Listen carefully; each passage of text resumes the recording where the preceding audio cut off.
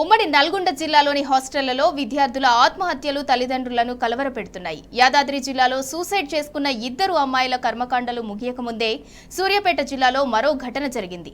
ఇమాంపేట బాలికల గురుకుల పాఠశాలలో ఇంటర్మీడియట్ విద్యార్థిని ఆత్మహత్య చేసుకుంది. ఇంటర్ 2వ సంవత్సరం చదువుతున్న వైష్ణవి హాస్టల్ గదిలో ఉరివేసుకుంది. వైష్ణవి స్వస్థలం సూర్యాపేటలోని 9వ వార్డ్ ఎన్టీఆర్ కాలనీ. ఘటనపై పోలీసులు కేసు నమోదు చేసి దర్యాప్తు చేస్తున్నారు. బాలికను హాస్టల్ సిబ్బందే చంపేశారని ఆమె తండ్రి అంటున్నారు.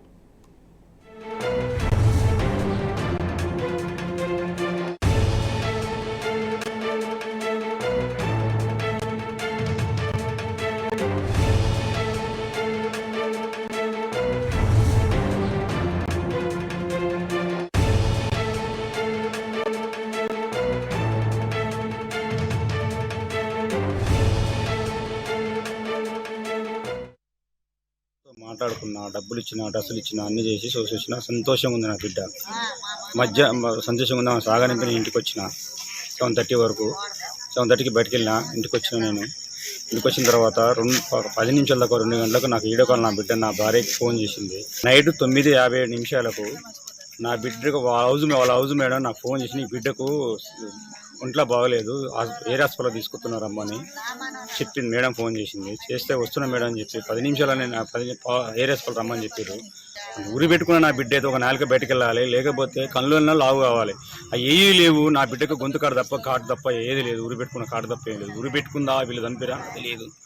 పిలిచిద్దాం అని చెప్పి టౌన్ స్టేషన్కి పోతే, టౌన్ స్టేషన్లో పోతే ఇక్కడ కాదు బాబు నీది, ఇక్కడ కాదు ఎవరు, ఇక్కడ ఏంటంటే ఈ విషయం చెప్పిన ఇట్లా జరిగింది సార్ హాస్టల్ అని చెప్తే, గురుకుల హాస్టల్ జరిగిందని చెప్తే, ఇది కాదు రూరల్ బొమ్మ అని చెప్తే, నేను మళ్ళీ రిజిస్టర్లో నేను నా భార్యని ఎక్కించుకొని నేను ఏరియా హాస్పిటల్కి వచ్చేలాక మేడల మొత్తం పారిపోయారు. నేను కానీ నా భార్య కానీ ఎవరు కానీ సైన్ పెట్టలేదు. నాకు పెట్టకుండా నా బిడ్డను తీసుకువెళ్ళేలా పడేస్తారు. మీరు సంపబట్టే కదా మీరు పారిపోవడం కారణము. మీరు చేపట్టే కదా నా బిడ్డను తీసుకువెళ్ళేసింది. మీరు సంపకుండా నా బిడ్డ అయితే చచ్చిపోయేంత పిరికదైతే కాదు. నా బిడ్డ ధైర్యవంతురాలు. మీరే చంపారు నా బిడ్డని. నా బిడ్డ ఎలా చనిపోయిందో మీరు నాకు చెప్పాలి, నాకు తెలియపరచాలి. ఫస్ట్ నాకు అది ఎక్కడే కావాలి. పార్టీ మంచిగా అమ్మాయి కూడా అసలు ఎప్పుడు ఏమి పిల్లలతో గొడవలు కానీ తర్వాత ఏ విధమైనటువంటి డిస్టర్బెన్స్ కూడా అమ్మాయిలో ఉండవు. మంచిగా చదువుకుంటుంది. అసలు ఇట్లా జరిగింది అంటే మేమే ఆశ్చర్యపోతున్నాం. మా టీచర్స్ కానీ ఎవరు కూడా ఆమెను ఎప్పుడు ఇబ్బంది పెట్టినటువంటి పరిస్థితులు కూడా లేవు సార్. మరి ప్రోగ్రామ్ అయిపోయిన తర్వాత కూల్ డ్రింక్స్ స్నాక్స్ పంచే టైంలో తను లాస్ట్కి ఇట్లా డార్మెటరీకి వెళ్ళిపోయింది. తను స్టార్టింగ్ వెళ్ళిపోయి అక్కడ ఫ్యాన్కి హ్యాంగింగ్ చేసుకోవటం జరిగింది. చాలా బాధాకరంగా ఉంది సార్ ఈ విషయం.